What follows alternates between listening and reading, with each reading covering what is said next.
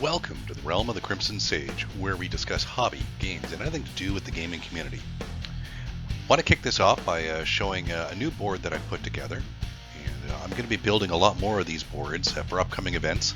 The nice thing about this board is it's relatively cheap to build. I think the total cost is about $100 for materials and some extra time to, of course, put everything together.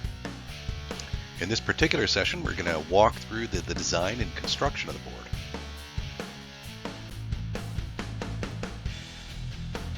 Now, the base of this is a series of floor tiles that I've just glued together and put some paint on to make it look a bit like a city. The advantage here is that all of these can be folded and transported, just like the regular boards you could buy from GW, but of course at much significantly less cost.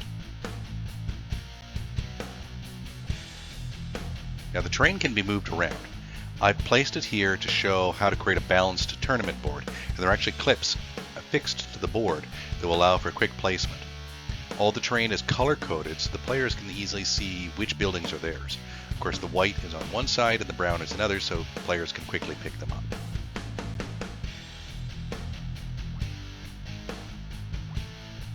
The board also includes some markers for objectives, and these are based on the Nephilim book and include the number of the mission and shows exactly where the objective markers are supposed to be placed on the board. You can see some of the clips that have been fixed to the board to allow for a quick placement of the terrain. Now, this center section has two standard walls that are usually light cover but aren't high enough to be obscuring, and their goal here is to allow both armies to advance on each other without necessarily being seen right away, and to provide some protection for whatever units are brave enough to stand in the middle of the board. And there are two big pieces, of course, on both sides, one white, one brown. Now, I favor the big footprints on my terrain that allow placements of some of the larger bases. We can see here that these are some of the bigger bases that GW puts out, and a lot of the old terrain is built around this 25mm bases, and it makes it very hard actually to place some of the bigger models when we put out the terrain. Now, everything is built around 4x4 tiles. There's a wooden T-bars with cut foam board. It's very inexpensive, easy to work with, and in some of the future shows I'll show how you can actually produce these and use these to make your own terrain. One of the nice things about using the foam board is it's easy to make windows and doors that allow for making cover work well. And in this particular example, you can see that we've got to get some careful placement of the models so that they can fire through doors or windows or cracks in the wall, or like the guy in the corner there who can actually take cover from the building itself. And this is on the opposite side of the other mirroring building, where we can see some of the warriors who are able to take advantage of some of the cover of the building itself to give them some protection before they move on.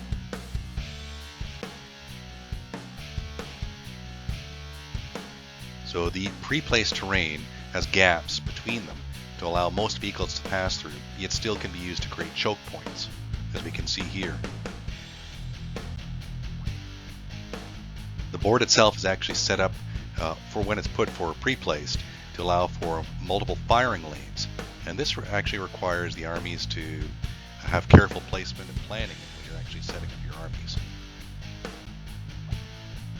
So assault armies can still use the buildings, while shooting armies can rely on these open lanes for firing. Now, depending how you set up the buildings themselves, there could be 2 or 3 main firing lanes. There's going to be 2 along the diagonal axis and 1 along the short axis, as you can see firing through this building. Now, this board is designed to be challenging, and it's meant for experienced players who want to be rewarded through careful placement and some planned advances. As we can see here, this is one of the firing lanes that you can either advance vehicles or monsters down, or have a nice firing gun line along them, forcing your opponent to move up through the terrain. And here we've added some craters and some trees in the other corners so that you have a full board. So that's the new board that I put together. Now, we're going to be showing how to make some of the pieces within it in future videos and how to assemble them to actually build terrain.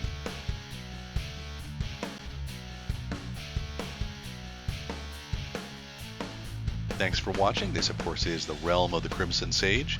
Hope you've enjoyed seeing the table that I've put together for you, and looking forward to showing you how we build some of the pieces in the future. Thanks again for watching.